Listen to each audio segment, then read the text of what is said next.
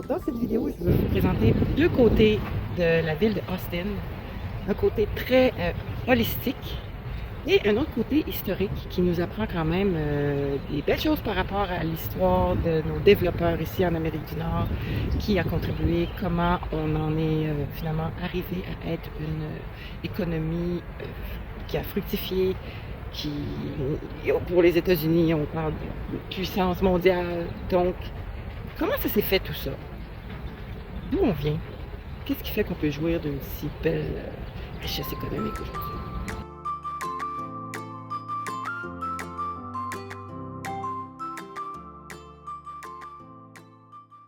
On est tombé sur un monument qui fait vraiment beaucoup réfléchir. C'est commémoratif de toute la contribution des esclaves africains ici à la culture, à l'économie. Des milliers d'esclaves. En fait, entre 1836 et 1860, c'est passé de 5 000 à 182 566. Ils étaient les enfants en captivité et les femmes étaient encouragées à faire des enfants. Et c'est comme ça que le nombre a grandi. Et c'est ce qui me fait réfléchir sur toute la portée de l'aide qu'on décide d'appuyer la nutrition en Afrique, mais à travers la base, c'est qu'on doit être dans la gratitude de tout ce qui nous a été apporté, nous, à quel point nous, ici en Amérique du Nord, on s'est développé grâce au travail de ces cultures-là, qu'on devrait reconnaître aujourd'hui, beaucoup plus qu'un simple monument, mais quand même, c'est déjà un pas dans la bonne direction. Donc, que ce soit les Autochtones, les Mexicains, qui étaient ici bien avant les Américains d'ailleurs, le nom de la ville ici, Austin, est dû au premier qui a amené avec lui les esclaves, donc Stephen Austin.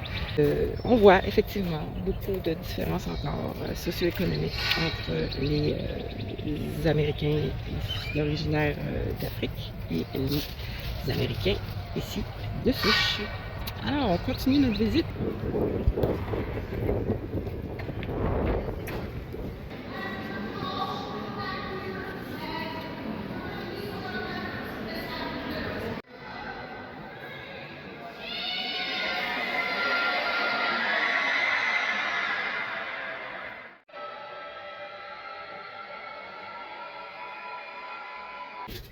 On est sûr que c'est le bon étage?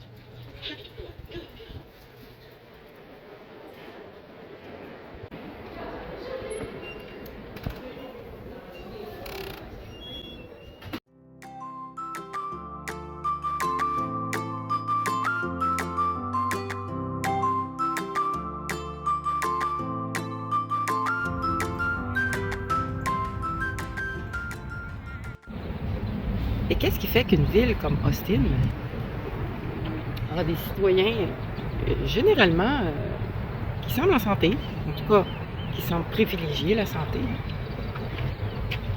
On va vous présenter quelques petits trésors qui font une différence dans une ville. Des stratégies d'ergonomie municipale, si vous voulez.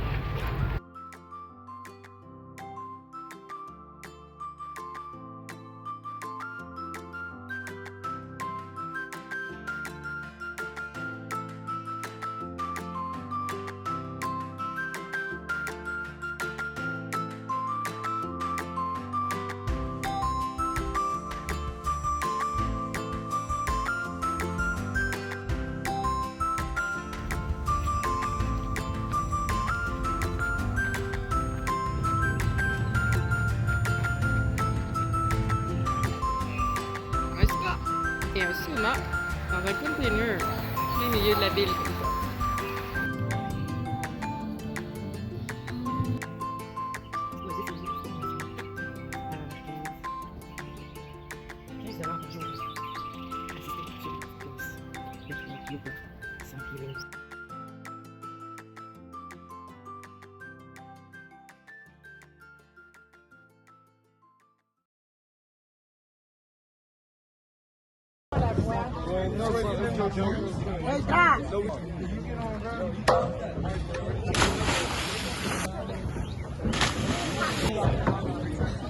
On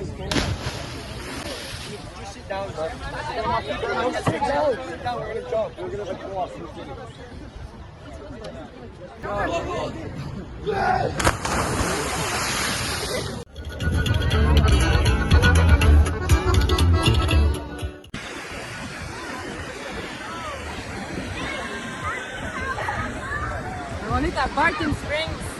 C'est la seule source thermale urbaine qui semble au monde. Ici, c'est gratuit. Les kayaks sont 21 $. De l'autre côté, il y a une piscine à 5 $ qui est la même source. Donc, l'eau super propre. Donc, Austin, c'est ça. Tout est fait pour que les gens soient dehors. Des endroits comme ça, qu'on a le droit de sauter en bas du pont, que les jeunes ont le droit d'amener de la musique, de créer des échelles sur les arbres pour pouvoir sauter. J'en ai pas plus. Vous savez, ce qui me frappe ici, c'est que tout ce monde-là ici s'amuse. Pas personne qui les empêche de faire quoi que ce soit, puis il n'y a pas de signe d'interdiction de rien. Il y a des chiens partout, on ne voit pas rien de malpropre. Il y a juste des gens qui s'amusent. Ils n'en polluent pas, ils savent se tenir, puis il n'y a pas de règles qui viennent les empêcher d'être heureux. Donc ça, là, c'est vraiment un drôle de sentiment. Moi, juste être.